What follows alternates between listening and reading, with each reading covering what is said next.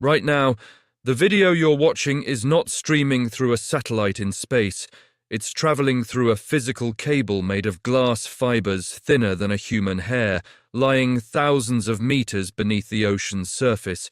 Every email you send, every bank transaction you make, every cloud backup, every video call, all of it moves through these silent highways on the ocean floor. The Strait of Hormuz is already known as the world's most important oil chokepoint. Every day, a significant portion of global energy passes through it.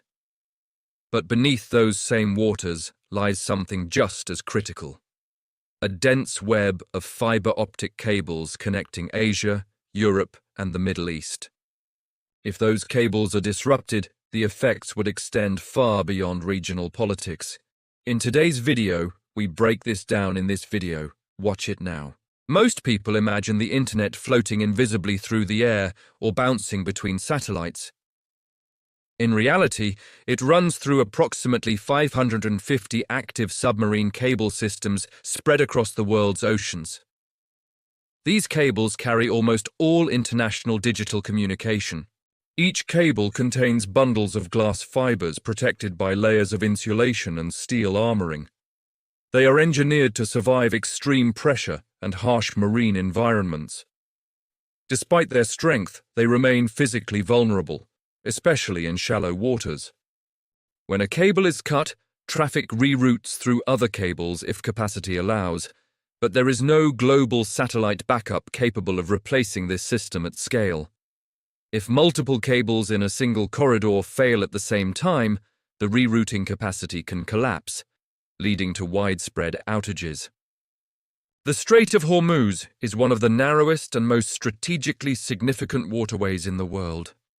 Beyond oil tankers, it also hosts a dense cluster of fiber optic cables that connect Gulf states to global networks.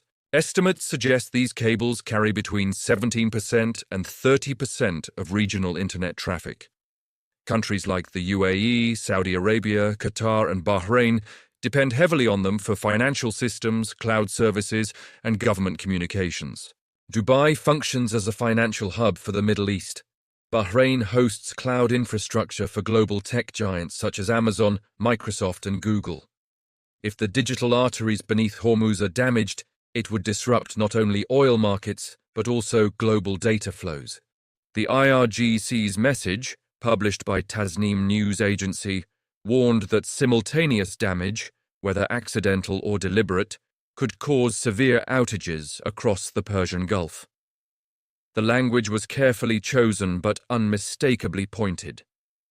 Unlike covert intelligence leaks, this was a public communication. By highlighting the vulnerability of these cables, Iran effectively demonstrated awareness of their strategic value. It signaled capability without direct action. This kind of signaling is powerful. It shifts the battlefield narrative from ships and missiles to infrastructure beneath the sea, infrastructure that is far more difficult to monitor and defend continuously. Undersea cables are frequently damaged accidentally by ship anchors or fishing trawlers. But in shallow regions like the Strait of Hormuz, deliberate interference is technically possible using divers or underwater vehicles.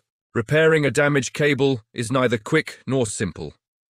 Specialized ships must locate the break, retrieve the cable from the seabed, splice the fibers, and relay it. This process can take weeks or even months. If multiple cables are damaged at once, repair operations become significantly more complicated. During periods of military tension, repair vessels may also face operational risks, further extending downtime. If one cable fails, the system adapts. If several fail in the same corridor, congestion builds rapidly. Internet speeds drop, latency increases, and cloud services become unreliable. Financial institutions rely on real-time connectivity for trading, payments, and currency exchanges. A slowdown or disruption in Gulf routing could affect banks in London, Singapore, Mumbai, and beyond. The impact would not necessarily appear as a total blackout.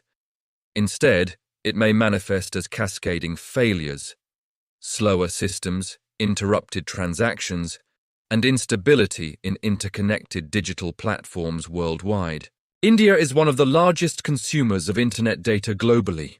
Its digital economy, including IT services, outsourcing, fintech, and AI development, depends heavily on international connectivity. Several submarine cable routes connecting India pass through landing stations in Oman, the UAE, and Pakistan near the Hormuz corridor. Any disruption in that region could reduce bandwidth and increase latency. For millions of Indian users, that could mean slower streaming, delayed digital payments, and instability in cloud-based services. For India's export-driven tech industry, even temporary disruptions could carry significant economic consequences. We have already seen how instability in Hormuz affects global shipping routes and energy prices. But digital infrastructure is even more interconnected and less visible. Financial markets process trillions of dollars daily using high-speed networks. Sovereign wealth funds in the Gulf manage investments worldwide. AI data centers require uninterrupted connectivity. A disruption could ripple across continents. Unlike oil supply shocks, which can sometimes be offset by reserves, digital infrastructure cannot be replaced overnight. Bandwidth capacity is finite. Repairs are time-consuming. The economic shock would move silently but rapidly. The key question is whether this warning represents a genuine operational threat or strategic leverage in a broader geopolitical standoff. Publicly mapping vulnerabilities can function as deterrence without action. However, targeting civilian digital infrastructure would carry enormous international consequences. It would impact neutral countries and global businesses, potentially inviting severe diplomatic backlash. For now, the cables remain intact. But the message has changed the strategic conversation. Modern conflicts are no longer limited to land, sea, and air. They now extend to the ocean floor. Iran's warning has highlighted how concentrated and vulnerable this infrastructure can be, especially in critical choke points like the Strait of Hormuz. A single disruption might be manageable. Multiple simultaneous disruptions could reshape regional stability. In a world built on digital connectivity, the greatest vulnerabilities are often the ones we cannot see. And sometimes, the most powerful threat is not loud, but silent. If you found this analysis insightful, make sure to subscribe for more in-depth coverage of global security and technology. What do you think? Is this warning a negotiation tactic or a serious escalation risk? And how prepared is the world to protect its undersea digital lifelines?